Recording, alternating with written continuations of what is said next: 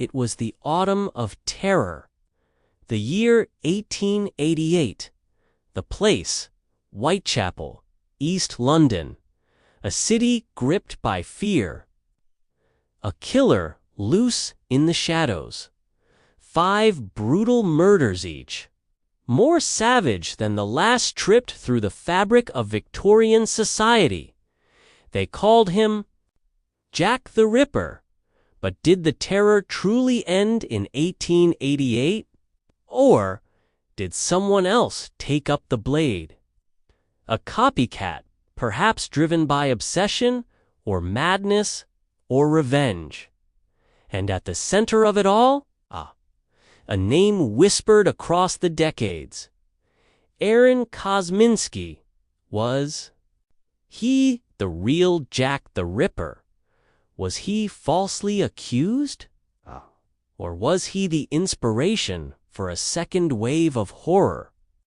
Today on the Crime Stream, we unravel the sinister mystery of Jack the Ripper's possible copycat killer, and how the Kosminski theory continues to divide experts more than a century later.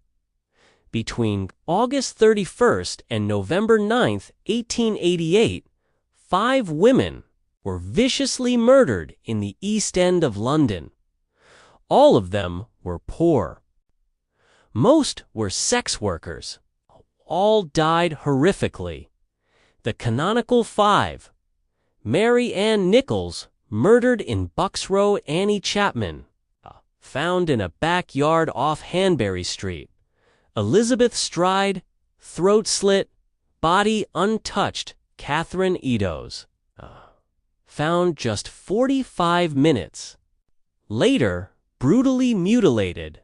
And the final, most gruesome, Mary Jane Kelly, butchered in her own room. The killer was methodical, yet frenzied. He struck quickly and vanished into the fog. Despite a full-scale police operation, detectives on horseback, plainclothes officers, even dogs, the Ripper was never caught. But the horror didn't end with Mary Jane Kelly. Aaron Kosminski was a Polish-Jewish immigrant who came to London in the early 1880s. He lived in the heart of Whitechapel, minutes from all the Ripper murder scenes. By trade, Kosminski was a barber, giving him daily access to sharp blades. But by temperament, he was erratic, troubled, and reportedly violent.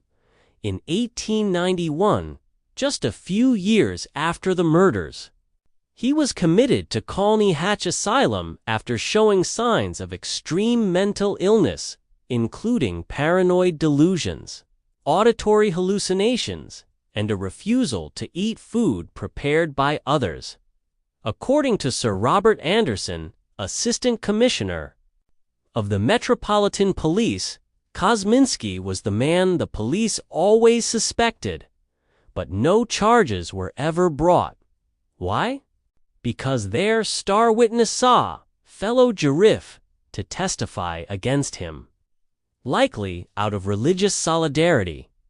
For over a century, Kosminski remained a footnote, until a shocking forensic claim reignited his name in 2014.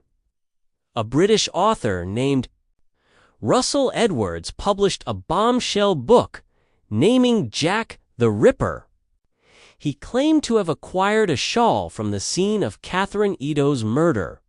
This shawl, he said, had been passed down from a Victorian police officer who took it from the crime scene. Enter Dr. Yari Luhilanon, a molecular biologist from Liverpool. He tested the shawl using mitochondrial DNA and compared it to living descendants of Kosminski's sister.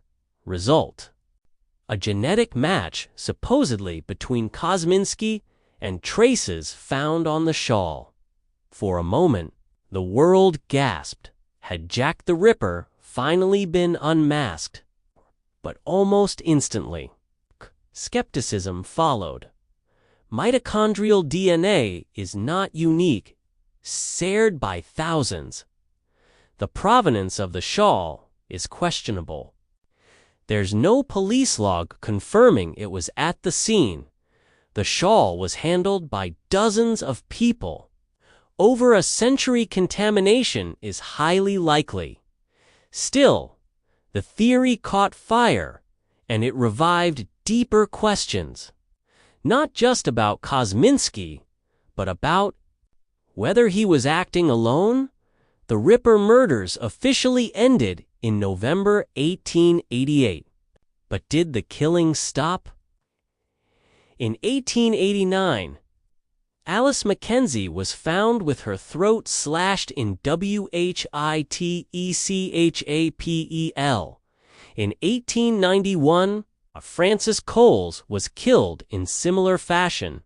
In 1892, across the Atlantic in New York City, Carrie Brown, a sex worker, was found slashed. Open in a hotel room. The wall written in blood. Jack the Ripper. All had echoes of the original Ripper's methods: deep cuts, minimal robbery, symbolism. Could Aaron Kosminski have been responsible?